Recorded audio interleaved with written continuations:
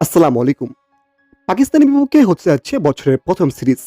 আর এই সিরিজের সবগুলো ম্যাচ অনুষ্ঠিত হবে ঢাকার প্রাণকেন্দ্র শেরেবাংলা জাতীয় ক্রিকেট স্টেডিয়ামে, যাকে আমরা মিরপুর স্টেডিয়াম নামেই চিনি। তিনটি বিশ্বকাপে বাংলাদেশ অংশগ্রহণ না করায় দেশের ক্রিকেট প্রেমীরা অনেকটাই হতাশ ছিল। তাই স্বাভাবিকভাবে এই সিরিজকে ঘিরে দর্শকদের আগ্রহ এখন তুঙ্গে। তিন ম্যাচের এই ওয়ানডে সিরিজে হতে যাচ্ছে রোমাঞ্চে ভরপুর, কারণ প্রতিপক্ষ শক্তিশালী পাকিস্তান। সবচেয়ে বড় প্রশ্ন এখন কেমন হবে বাংলাদেশের স্কোয়াড, কাদের নিয়ে সাজানো হবে একাদশ, তরুণদের সুযোগ দেওয়া হবে নাকি অভিজ্ঞতার উপরই ভরসা রাখবে টিম ম্যানেজমেন্ট। এদিকে ক্রিকেট পাড়ার জোর গুঞ্জন রয়েছে পাকিস্তান সিরিজের আগেই দেশে ফিরতে পারেন বাংলাদেশের অন্যতম সেরা অলরাউন্ডার সাকিব আল হাসান। যদি সত্যি তিনি ফিরে আসেন, তাহলে এই ওয়ানডে সিরিজেই আবার টাইগারদের জার্সি দেখা যাবে তাকে।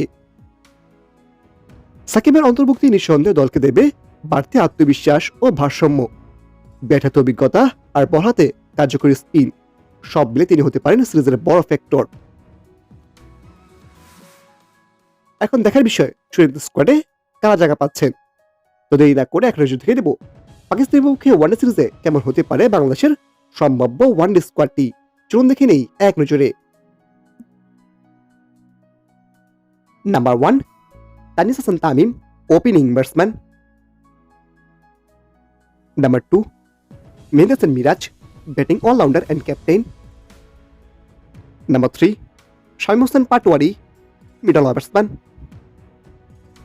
Number 4, Taskin Ahmed, fast bowler.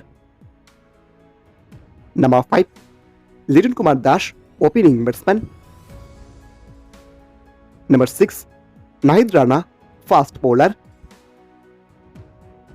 Number 7, Parvez Hossain Emon, opening batsman.